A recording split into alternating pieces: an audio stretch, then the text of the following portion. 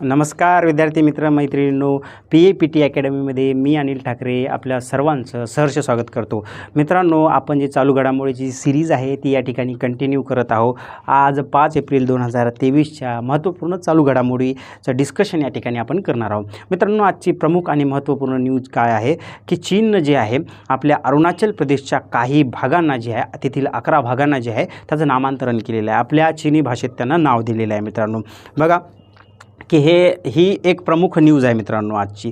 तर याला भारताने याला अमान्य केलेलं आहे या कृतीला चीनच्या, आणि भारतानं चीनला फटकारलेलं आहे. मित्रांनो, इथं मी न्यूज दिलेली आहे सविस्तर. इथं बघा की चीनद्वारे अरुणाचल प्रदेशातील 11 ठिकाणांचं नामांतरण करण्यात आलेलं आहे. तसेच 2 नद्यांना आणि 5 पर्वत शिखरांना देखील चीनने या ठिकाणी जी आहे ती आपल्या चीनी भाषेमध्ये नावं दिलेली आहे. मात्र भारताने ही बाब अमान्य करत चीनला फटकारली आहे. याची पार्श्वभूमी काय आहे मित्रांनो? हा जो चीनचा आजचा अरुणाचल प्रदेशचा इशू चीननं उपस्थित केलेला आहे, मुद्दा उपस्थित केलेला आहे. याची सगळी पार्श्वभूमी काय आहे मित्रांनो? याच्या मागचं कारण काय आहे? तर भारत आणि चीन सीमा विवाद हे त्याचं कारण आहे. आता भारत चीन सीमा विवाद हे काय आहे? तर भारत आणि चीन सीमा विवाद मित्रांनो की हा असा एक विवाद आहे की भारत आणि चीनमध्ये जी सीमा आहे मित्रांनो, इथं मी या नकाशाच्या सहाय्यानं तुम्हाला दाखवण्याचा प्रयत्न केलेला आहे. इथून बघा ही सीमा जी तुम्हाला दिसते ही भारत आणि चीनमधली ॲक्च्युअल सीमा आहे. सद्यस्थिती वास्तविकतेमधली आजची ती सीमा आहे मित्रांनो. या सीमारेषेलाच मॅकमोहन रेषा असं म्हणतात मित्रांनो. तर या सीमारेषेवर काही असे भूभाग आहेत, काही असे पॉकेट्स आहेत, काही असे भूप्रदेश आहेत ज्यावर भारत कधी दावा सांगतो तर चीन कधी त्यावर कब्जा करतो. परत कधी चीननं कब्जा केलेल्या भागावर भारत आपला दावा करतो. तर भारताच्या भूभागावर, भारताचं स्वामित्व असलेल्या भूभागावर कधी चीन आपला दावा सांगतो. हा तो सीमा विवाद आहे मित्रांनो. हा सीमा विवाद जो आहे तो कोणकोणत्या प्रदेशाशी म्हणजे प्रदेशाला धरून आहे, कोणकोणत्या प्रदेश त्यामध्ये येतात ते या ठिकाणी आपण थोडक्यात बघितलं पाहिजे मित्रांनो.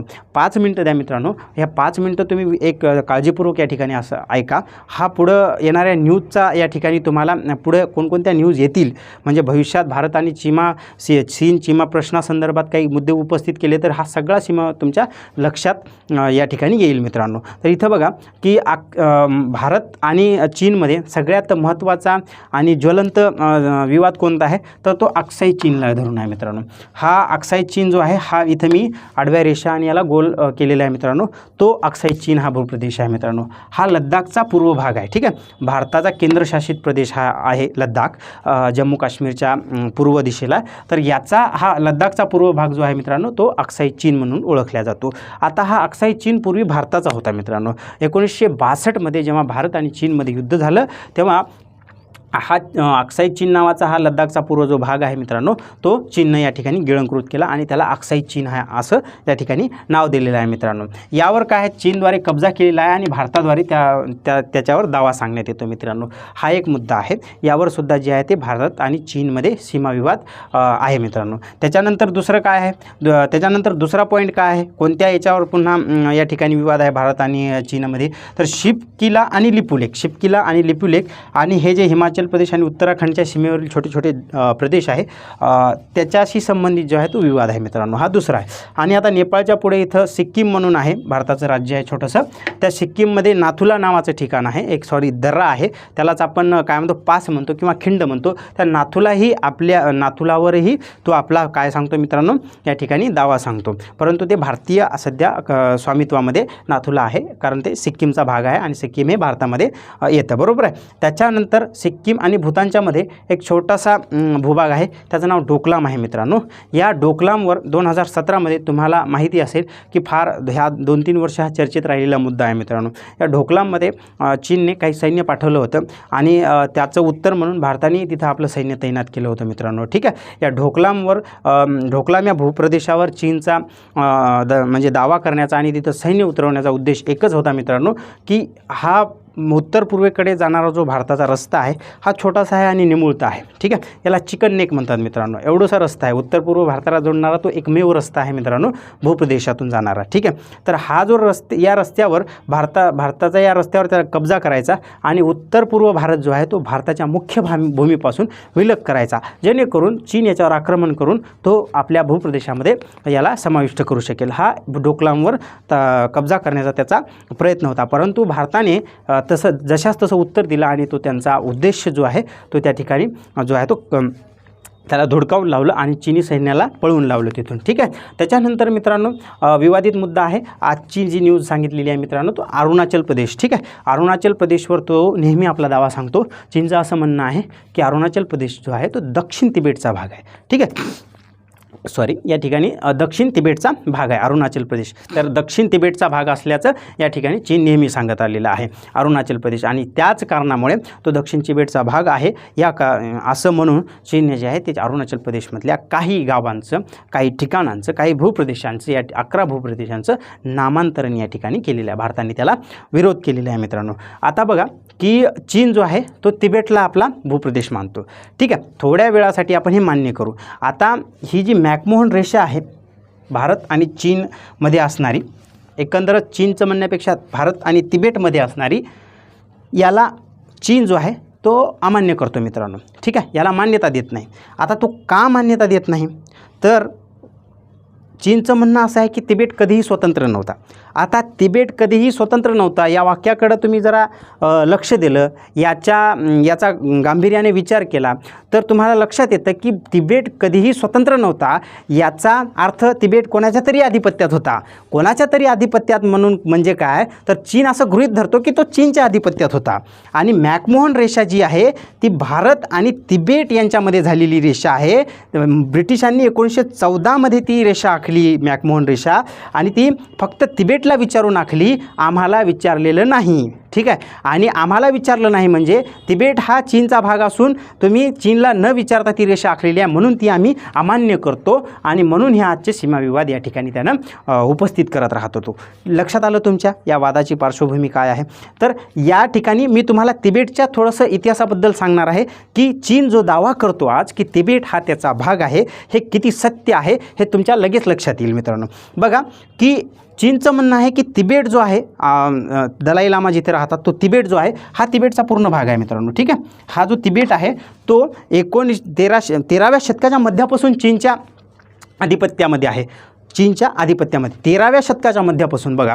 परंतु इथले जे तिबेटवासी आहेत, तिथले जे मूळ नागरिक होते मित्रांनो, आणि तिबेट लिटरेचरमध्ये असं सांगितलेलं आहे की 13व्या शतकापासून चीनचं कधीही 13व्या शतकापासून कधीच राज्य नव्हतं तिबेटवर, कधीही चीननं शासन केलेलं नाही तिबेटवर. आणि सध्या स्थिती चीन म्हणतो की हा 13व्या शतकाच्या मध्यापासून तिबेट जो आहे तो चीनचा भाग होता, ठीक आहे. मुळात जे आहे ते तिबेटवासी असं म्हणतात की तिबेटवर जे आहे तर तत्कालीन मंगोलियन शासक, मंगोलियाचा जो शासक होता त्याचं नाव कुबलई खान जो आहे, तो कुबलई खान युआन राजवंशाचा होता. म्हणजे मंगोलिया तेथील युआन राजवंश, आणि त्या युआन राजवंशाचा कुबलई खान नावाचा शासक जो आहे त्याचं राज्य होतं याच्यावर. मंगोलियावरून तो राज्य करत असे तिबेटवर. मंगोलिया एक स्वतंत्र देश आहे, चीनच्या बाजूलाच तो देश आहे, ठीक आहे, मंगोलिया. आणि या मंगोलियन शासकाचं तिबेटवर राज्य होतं 13व्या शतकाच्या मध्यापासून. तुमचं कुठं होतं इथं मंगोलिया, तुमच्यावर सुद्धा त्याचं राज्य होतं, ठीक आहे. म्हणजे चीनवर सुद्धा होतं. म्हणजे जो कुबलई खान आहे त्याचं राज्य फक्त तिबेटवर नव्हतं त्या काळी, तर आजूबाजूच्या सगळ्या प्रदेशावर त्याचं राज्य होतं. इव्हन तिबेटवर तर होतं, इव्हन चीनवर आत्ता जो आधुनिक चीन आहे त्याच्यावरही त्याचं राज्य होतं. उत्तर कोरिया, दक्षिण कोरियावर सुद्धा त्याचं राज्य होतं. व्हिएतनामवर सुद्धा त्याचं राज्य होतं. म्हणजे मंगोलियापासून, तिबेटपासून चीन, दक्षिण कोरिया, उत्तर कोरिया ते व्हिएतनाम एवढा मोठं त्यानं साम्राज्य उभारलं होतं कुबलई खानाने 13व्या शतकाच्या मध्यापासून. 13व्या शतकाच्या मध्यापासून तर 17व्या शतकापर्यंत त्यानं या प्रदेशावर राज्य केलेलं आहे मित्रांनो. परंतु चीनमध्ये एक छोटंसं राजवंश होतं त्या काळामध्ये, 17व्या शतकाच्या 16व्या शतकाच्या आसपास. त्याचं नाव चिंग राजवंश होतं. या चीनमध्ये छोट्याशा एका प्रदेशावर राज्य होतं मित्रांनो, चिंग राजवंश. या चिंग राजवंशानं काय केलं की या तिबेटमधले जे शासन करणारा जो राजवंश आहे, युआन खान राजवंश, त्याचा जो हे आहे एम्परर आहे, त्याचं नाव काय आहे तर मी आता सांगितलं कुबलई खान. या कुबलई खानासोबत संबंध प्रस्थापित केले आणि हे संबंध 260 वर्ष टिकवले मित्रांनो. किती वर्ष टिकवले? 260 वर्ष.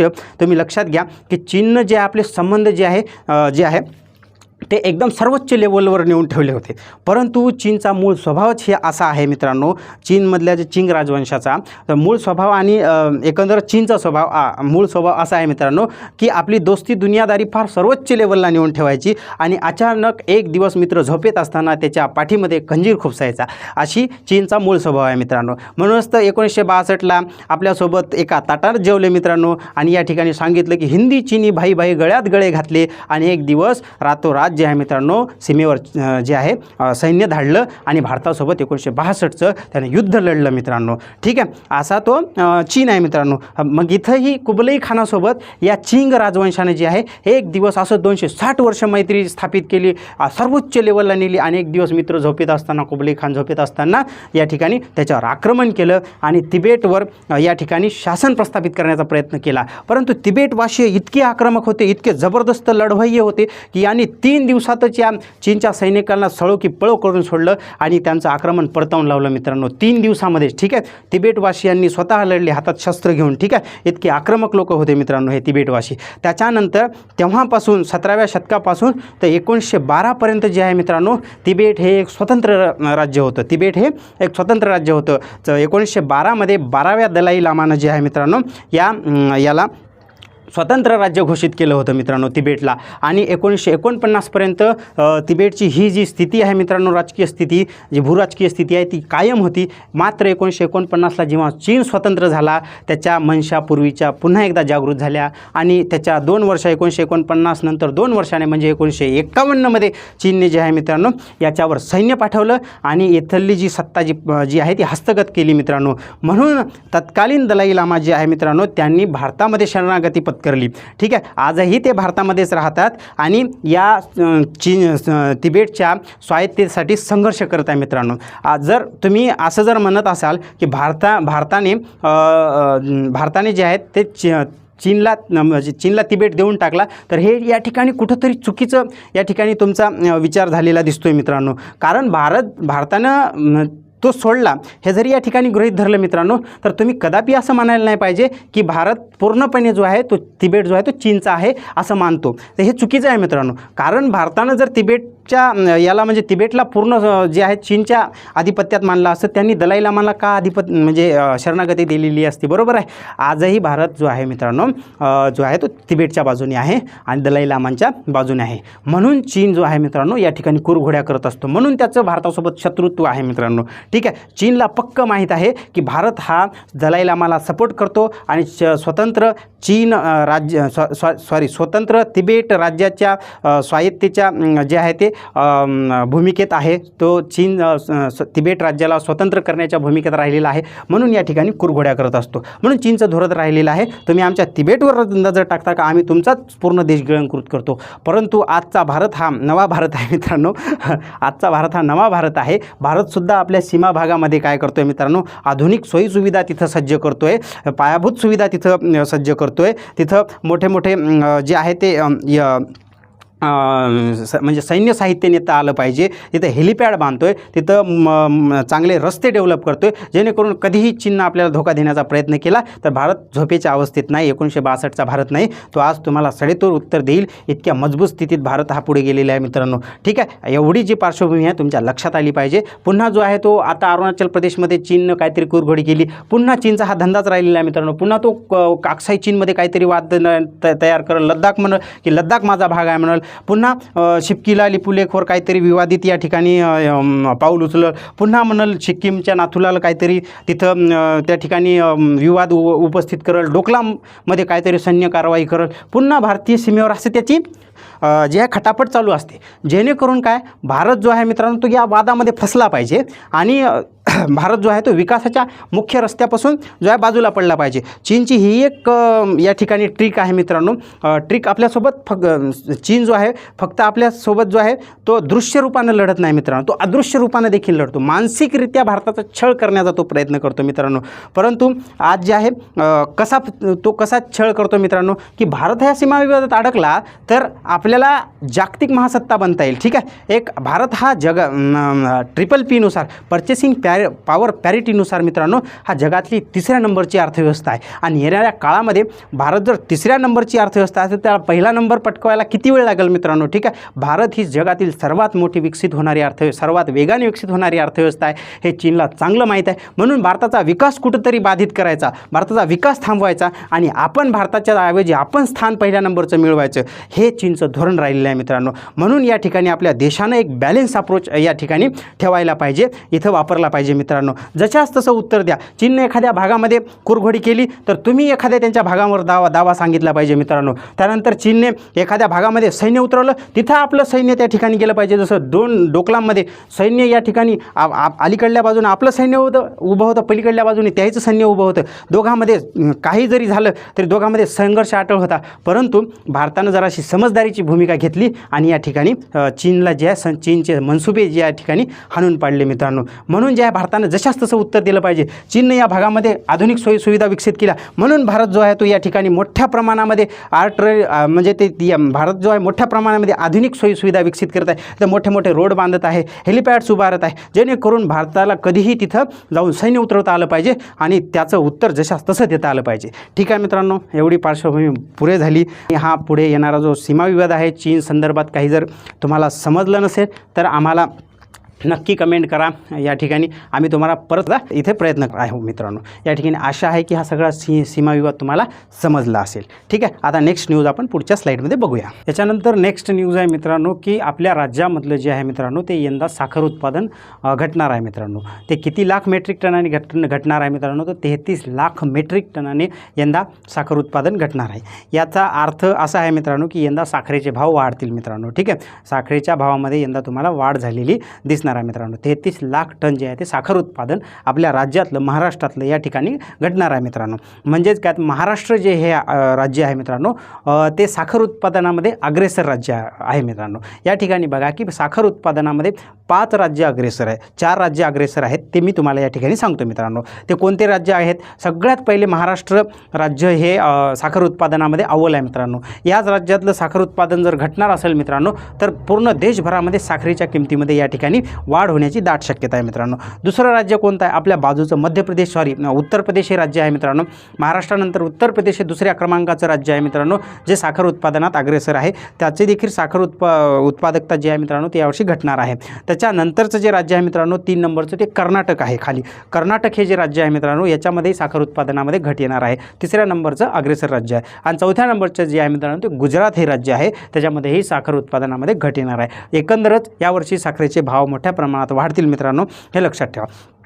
त्याच्यानंतर आपण बघूया या न्यूजशी संबंधित की साखर उत्पादनामध्ये यंदा घट काय येत आहे मित्रांनो. ठीक आहे, तर त्याच्या मागचं कारणं आहेत. त्याच्या मागचं कारणं काय आहे? तर पहिलं कारण आहे मित्रांनो, यावर्षी इथेनॉल उत्पादन जे आहे ते मोठ्या प्रमाणात या ठिकाणी घ्यायला सुरुवात झालेली आहे, त्याचं उत्पादन करायला सुरुवात झालेली आहे मित्रांनो. गेल्या वर्षी इथेनॉल जे उत्पादन जे आहे मित्रांनो ते 12 लाख मेट्रिक टन साखर निर्माण होईल इतका ऊसाचा वापर केला गेला होता इथेनॉल निर्मितीसाठी. मात्र यंदा 17 लाख मेट्रिक टन साखर उत्पादित होईल इतक्या ऊसाचा वापर या ठिकाणी करण्यात आलेला आहे मित्रांनो. त्यामुळे सगळ्यात महत्त्वाचं कारण या ठिकाणी मानलं जात आहे की साखर उत्पादनातील प्रमुख जे कारण आहे घट होण्याचं ते म्हणजे इथेनॉल निर्मिती जास्त यंदा करण्यात येणार आहे, हे पहिलं. दुसरं म्हणजे काय मित्रांनो, तो वातावरणीय बदल, क्लायमेट चेंज. मी कालच्या व्हिडिओमध्ये तुम्हाला सांगितलेलं आहे मित्रांनो, उन्हाळे आणखी तीव्र होत आहेत, हिवाळे आणखी तीव्र होत आहेत, पावसाळ्यामध्ये अचानक पाऊस जास्त होत आहे, कुठं फार कमी पाऊस होतो आहे, त्याच्यामुळे जे आहे ते हे वातावरणातील बदल त्याला कारणीभूत आहे मित्रांनो. त्याच योगाने येणारा जे आहे ते इथं बघा की ऊसाच्या उत्पादकतेवर परिणाम झालेला आहे. अनियमित पावसाचं प्रमाण देखील वाढलेलं आहे मित्रांनो. पाऊस जो आहे तो त्याची वारंवारता जी आहे त्याची फ्रिक्वेन्सी आहे ती व्यवस्थित राहिलेली नाही. कधीही अचानक पाऊस बरसतो, कधी पिकाला ताण पडतो, कधी मोठ्या प्रमाणात गरज नसताना पिकाला जे आहे ते पाणी या ठिकाणी मिळून जातं मित्रांनो. त्याच्यामुळे त्याच्या उत्पादकतेवर या ठिकाणी ऊसाच्या उत्पादकतेवर एकंदरच परिणाम झालेला आहे. त्यामुळे जे आहे ते साखरेच्या उत्पादनावर देखील परिणाम होणे हे निश्चित आहे मित्रांनो. ही आज महत्त्वाची न्यूज आहे मित्रांनो. मी तुम्हाला या न्यूजच्या अनुषंगाने भारतातील महत्त्वाची अग्रेसर राज्य सांगितलेली आहे. परत एकदा सांगतो कोणती राज्य अग्रेसर आहेत. महाराष्ट्रानंतर UP म्हणजे उत्तर प्रदेश, त्याच्यानंतर कर्नाटक आणि गुजरात हे 4 राज्य साखर उत्पादनात अग्रेसर आहे.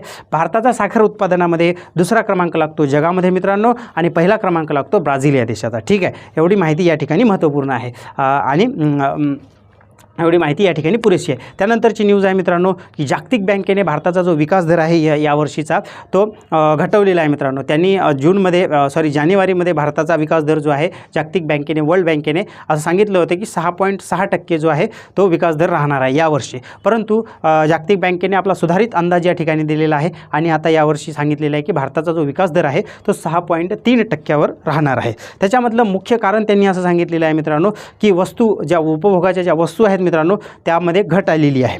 ठीक आहे, त्याच्या विक्रीमध्ये घट आलेली आहे. ठीक आहे, उत्पादन तर झालेलं आहे परंतु ते माल जो आहे तो अजून विकला गेलेला नाही. उपभोगाच्या वस्तू जे आहे मित्रांनो, ज्या आपण काही उपभोगीय वस्तू असतात माणसासाठी, ज्या काही आपण आपल्या गरजा पूर्ण करण्याच्या वस्तू असतात, कपडे ते जे काही असेल, ठीक आहे, बाजारातील सामान असेल, ज्या अशा उपभोगाच्या वस्तूची, ठीक आहे, या उपभोगाच्या वस्तू ज्या आहेत त्या विकल्या न जात असल्यामुळे त्याच्या उत्पादनात त्याची विक्री होत नसल्यामुळे जे आहे मित्रांनो या ठिकाणी उपभोगातली घट या ठिकाणी त्याला कारणीभूत आहे मित्रांनो. ठीक आहे, आता ह्या वस्तू उत्पादनाच्या उपभोगामध्ये का घट येत आहे मित्रांनो? कारण तुम्ही आत्ताच पाहता गेल्या 2-3 वर्षापासून आपल्याला कोरोनानं आपली अर्थव्यवस्था जी आहे फार ढासळलेली आहे मित्रांनो. लोक गेली 1-2 वर्षापासून घरीच बसून आहे, त्यांना नोकऱ्या नाही, पगार नाही आहे आणि मग ते खरेदी काय करतील, बरोबर आहे की नाही? जेमतेम आपल्या ज्या काही मुख्य गरजा आहे, अन्न, वस्त्र, निवारा, आरोग्य, शिक्षण, ह्याच जेमतेम पैशावर किंवा याच्यावर चालू आहे मित्रांनो. या ठिकाणी बऱ्याच लोकांची उपासमार होत आहे. पैसाच नाही आहे खिशात तर वस्तू कुठून म्हणजे घेणार. त्यामुळे जागतिक बँकेने जो अंदाज वर्तवलेला आहे तो वस्तू उपभोगातील घट यामुळे जे आहे भारताचा विकास दर घटणार आहे असं सांगितलेलं आहे मित्रांनो. आणि दुसरं आहे त्याच्यामधलं मुख्य कारण जे आहे ते बाह्य घटक म्हणजे रशिया आणि युक्रेन हा जो वार आहे यामुळे जे आहे ती ग्लोबल सप्लाय चेन जी आहे मित्रांनो ती या ठिकाणी खंडित झालेली आहे. त्यामुळे जी आहे या भारतीय अर्थव्यवस्थेचा विकास दर या ठिकाणी 6.3% होणार आहे मित्रांनो, तो घटणार आहे. त्याच्यानंतरची अतिशय महत्त्वपूर्ण न्यूज आहे मित्रांनो, फिनलँड हा देश जो आहे यानं नाटोची जी सदस्यता जी आहे ती या ठिकाणी स्वीकारलेली आहे आणि नाटो हा फिनलँडचा 31वा सदस्य देश बनलेला आहे मित्रांनो. अतिशय भूराजकीयदृष्ट्या आंतरराष्ट्रीय मुद्द्याच्या दृष्टीनं ही अतिशय महत्त्वाची न्यूज आहे मित्रांनो. वाटलं नाही की फिनलँड जो आहे मित्रांनो तो कधी म्हणजे या नाटोचा सदस्य होईल. फिनलँड हा देश कधी काळी जो आहे तो रशियाच्या समर्थनार्थ उभा राहणारा देश होता मित्रांनो. एकंदरच ह्या सगळ्या नॉर्डिक कंट्री इथं दिलेल्या आहे मित्रांनो, नॉर्वे, स्वीडन आणि फिनलँड. आणि इकडं हा रशिया आहे मित्रांनो, हा नॉर्वे, हा स्वीडन, हा फिनलँड. या देशानं जे आहे मित्रांनो बघा रशियाच्या शेजारीच येऊन बसला आता नाटो. ठीक आहे, म्हणजे ही जी सीमा आहे मित्रांनो ही आता नाटोची भूसीमा म्हणून ओळखल्या जाईल मित्रांनो. फिनलँड त्याचा सदस्य झालेला आहे म्हणून रशियाचा जो धोका आहे तो आणखी वाढलेला आहे मित्रांनो. आता नाटोची ज्या शेजारी आहे म्हणल्यावर रशियाला या ठिकाणी गळचेपी या ठिकाणी होणार आहे मित्रांनो. रशियासाठी हा मोठा धक्का मानला जातो. आता त्याच्यानंतर नाटोची सदस्यता घेण्यासाठी मे महिन्यामध्ये स्वीडननं देखील अर्ज केलेला आहे मित्रांनो. येणाऱ्या काळामध्ये स्वीडन देखील बघा तुम्ही की स्वीडन देखील नाटोचा सदस्य झालेला असेल मित्रांनो. म्हणजे रशियाचे आजूबाजूचे देश जे आहे ते नाटोची सदस्यता घेत आहे मित्रांनो. आता नाटोची सदस्यता ते का घेत आहे मित्रांनो? कारण त्यांना जाणवत आहे रशियाची भीती. बलाढ्य रशिया आपल्यावर कधी रातोरात आक्रमण करून आपला भूप्रदेश जसं युक्रेनला तो छळतोय तसं आपला भूप्रदेश काबीज करून आपल्याला घशात घालून अडकवलं त्या ठिकाणी.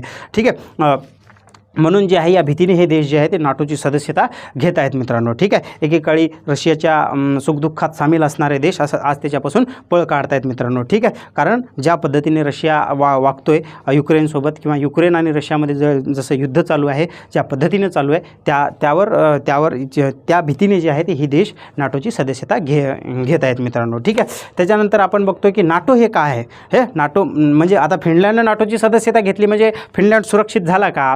किंवा अमेरिका त्याच्या बाजूने आहे, नाटोमध्ये अमेरिका आहे म्हणून अमेरिका याच्या शेजारी येऊन बसणार आहे का? तर तसं अजिबात नाही आहे मित्रांनो, की नाटोचं स्वरूप तसं आहे. नाटो जी आहे मित्रांनो ती एक लष्करी संघटना आहे. काय लष्करी संघटना? मी तिथे दिलेली आहे बघा की लष्करी आघाडी आहे मित्रांनो. या नाटोचा एक सिद्धांत आहे. या आता जे पूर्वी 30 देश होते नाटोमध्ये, आता हा फिनलँड जो आहे तो 31वा देश झालेला आहे. याचा सिद्धांत असा आहे नाटोचा मित्रांनो, याच्या एका जरी देशावर, या संघटनेच्या एका जरी देशावर कोण्या एका देशाने एक्स किंवा वाय देशाने आक्रमण केलं तर ते संपूर्ण या 30-31 देशावर आक्रमण समजले जाईल आणि हे 31 देश एका दमानं जे आहे ते त्या देशावर आक्रमण करतील आणि त्याला नेस्तनाबूत करतील. हा याचा सिद्धांत आहे.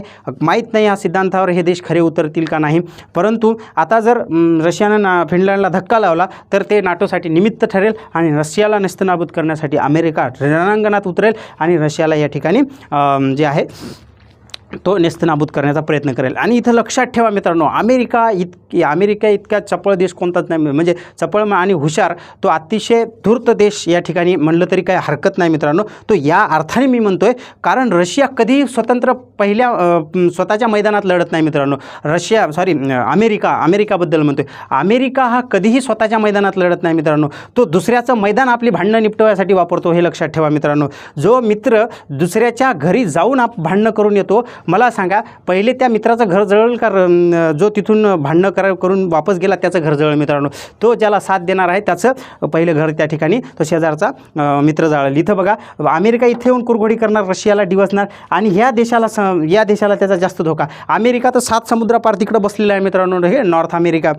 ठीक आहे, तर बघा तुम्ही अमेरिकेची स्ट्रॅटेजी आणि कधीही अमेरिकेची स्ट्रॅटेजी पहा, धोरण पहा, हे सगळ्या देशांना आपापसात लढू देईल, पहिले भरपूर लढू देईल. याला म्हणजे आपल्या मित्रालाही शस्त्र विकल आणि आपल्या शत्रूलाही सैन्य विकल, भरपूर कमाई करून घेईल आणि सगळे एकत्र जे आहे मित्रांनो हे देश आपापसात लढून कुडमुडे झाले, म्हणजे एकमेकांना ठेचून यांचे पार हाल झाले की मग सगळ्यात शेवटी अमेरिका एंट्री घेतो मित्रांनो आणि मग एखादा बॉम्ब टाकतो, नाही तर काहीतरी टाकतो आणि त्या देशाला ज्याला हरवायचं त्याला हरून टाकतो आणि पुन्हा जागतिक महासत्ता असल्याचा आव्हान आणतो मित्रांनो. ही त्याची स्ट्रॅटेजी आहे मित्रांनो. ठीक आहे, म्हणून तर फिनलँडला त्यांनी सदस्यता देऊन टाकली. ये बाबा मला काय करायचं, भांडणं झाली तर तुझं अंगण जळत नाही का, माझं काय झालं, माझ्या भूमीवर तर मी कधीच युद्ध करत नाही.